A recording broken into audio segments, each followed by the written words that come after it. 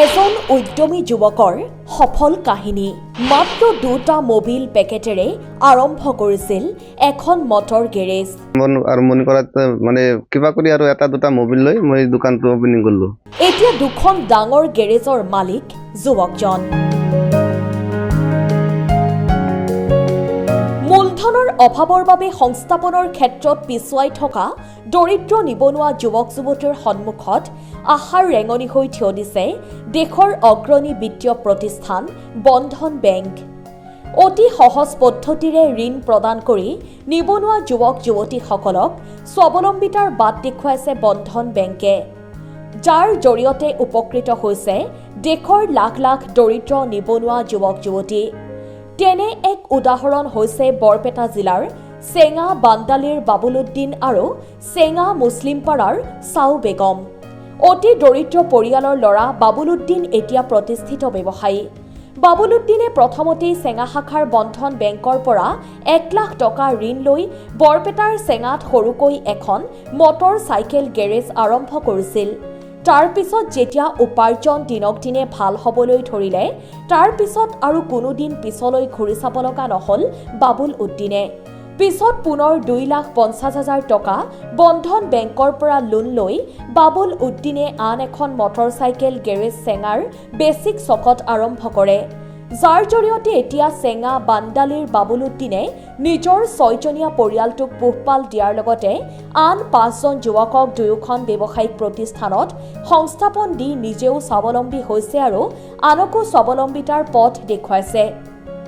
মোৰ নাম বাবুল উদ্দিন,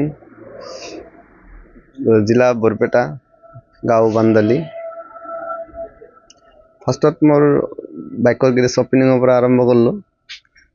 অপেনিং আৰম্ভৰ পৰা ঘৰত আপোনাৰ দেউতাক ক'লোঁ, আৰম্ভণি কৰাত মানে কিবা কৰি আৰু এটা দুটা মোবিল লৈ মই দোকানটো অপেনিং কৰিলোঁ। ফাৰ্ষ্টত ষ্টাফ দুটা আছিল কৰ্মচাৰী, নতুন দোকান দিলোঁ না। মই দেউতাকৰ লগত কথা পাতিৰ পিছত দেউতাকে মোৰ লগত পইচা নাই, তই যদি কিবা মাথা মাৰিব পাৰা মাথা মাৰি থাক। মোৰ বন্ধনৰ দাদাৰ লগত মোৰ লগত সম্পৰ্ক ভাল। মই আশাত ক'লোঁ, দাদা মোৰ লোন লাগিছিল, লোনটো দিব পাৰিব নেকি দোকানৰ নামত? ঠিক আছে ল'ব পাৰিব। মই প্ৰথম 1 লাখ টকা লোন ল'লোঁ। লোন লোৱাৰ পিছত মই ভালেখিনি উপাৰ্জন পাইছোঁ। পোৱাৰ পিছত আপোনাৰ মই দোকান দুটা আৰু ল'লোঁ, এটা বেচিক চক, এটা চেঙা চক। তেতিয়া মোৰ পইচা আৰু লগা হৈ গ'ল, দোকানটো ভালেই অলপ ডাঙৰ হৈ গ'ল। ষ্টাফো বঢ়াই দিলোঁ 5টা, আগত 2টা আছিল আৰু ষ্টাফ 2টা বঢ়াই দিলোঁ।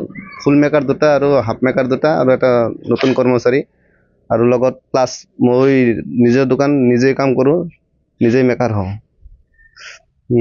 আপোনাৰ 2টা দোকান লোৱাৰ পিছত দাদাক ক'লোঁ, লোনটো মোৰ আৰু লাগিছিল। ছাৰে মোক ক'লা কিমান লাগে? মই কৈছোঁ 2.5 লাখ টকা লাগে। ঠিক আছে 2.5 লাখ টকা দিব পাৰিম আপোনাক। কাৰণ বৰ্তমান 2.5 লাখ টকা লোন লৈছোঁ আৰু বৰ্তমান চলিও আছে, কিস্তি দি আছোঁ। কৰ্মচাৰী আপোনাৰ 5টা আছে।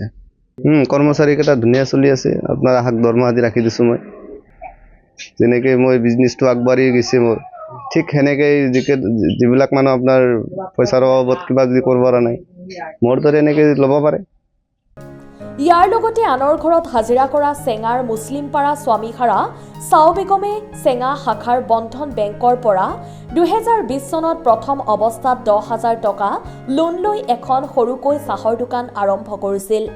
দেশত যেতিয়া ক'ভিড মহামাৰীৰ ফলত লকডাউন আৰম্ভ হৈছিল, তাৰ পিছত সকলো স্তব্ধ হৈ পৰাত স্বামীহাৰা চাও বেগমে নিজৰ ল'ৰা ছোৱালী কেইটাক পঢ়া শুনাৰ লগতে ভৰণ পোষণ দিয়াৰ বাবে আনৰ ঘৰত হাজিৰা পৰ্যন্ত কৰিব লগা হৈছিল।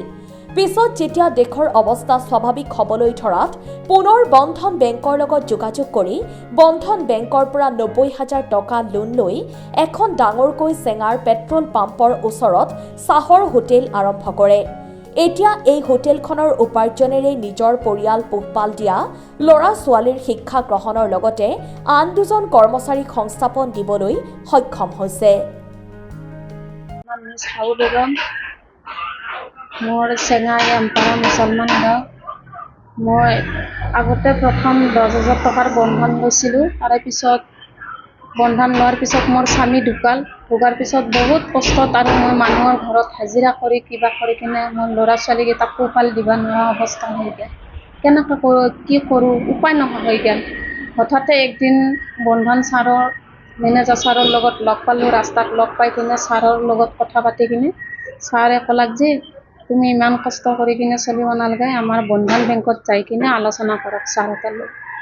তাৰপিছত মই এদিন গুচি গ'লোঁ বন্ধন ছাৰহঁতৰ লগত যাই কিনে কথাখিনি পাতিলোঁ, পাতি কিনে তাৰপিছত ছাৰে মোক তাৰ পৰা 1 লাখ টকা 90,000 টকা লোন দিছিল। সেইখিনি পইচা আনি কিনে মই এই হোটেলখন কৰি আছোঁ আৰু মোৰ লগত 2জন কৰ্মচাৰী আছে, মোৰ দাদা আৰু মোৰ ভণ্টি। এইখিনি লৈ কিনে মোৰ ল'ৰা ছোৱালীকেইটা পঢ়া শুনা কৰি কিনে মই বৰ্তমান চলি আছোঁ। তাৰে কাৰণত বন্ধন বেংকৰ মেনেজাৰ ছাৰহঁতৰ লগত মই বহুত তাৰমানে ধন্যবাদ দিলোঁ আৰু ছাৰহঁতক। একদম একেবাৰে বেয়া পৰিস্থিতি আৰু মই ঘৰখন ল'ৰা ছোৱালীকেইটাক পোহপাল দি ৰাখিব নোৱাৰা অৱস্থা হৈ গ'ল আৰু মই। তাৰে পিছত মই ৰাস্তা দি এদিন কাম কৰি ঘৰত যাই থাকোঁতে ছাৰক লগ পাই কিনে ছাৰে মোক পৰামৰ্শটো দি দিলা। হাজিৰাও কৰিছোঁ মই, মানুহৰ ঘৰে ঘৰে হাজিৰা কৰিছোঁ, ৰাস্তাৰ কাম কৰিছোঁ, চব কৰিছোঁ আৰু কাম কৰি আহি থকা অৱস্থাত এদিন ছাৰে লগ পাই কিনে ছাৰে কৈ দিলাক বোলে তুমি বেংকত যাবা, বন্ধন বেংকত যাবা।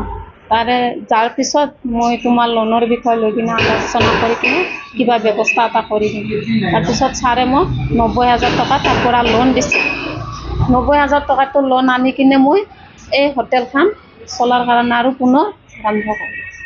মই এতিয়া চলি আছোঁ, বৰ্তমান ভালে চলি আছোঁ। মোৰ ল'ৰা ছোৱালী 3টাও মই লেখা পঢ়া কৰি আছোঁ, তাৰে লগত মই চলি আছোঁ। লোনৰ কিস্তিও ভালদৰে মাৰি আছোঁ আৰু লগতে মোৰ এজন দাদা আছে আৰু মোৰ ভণ্টিও আছে, কৰ্মচাৰী 2জন।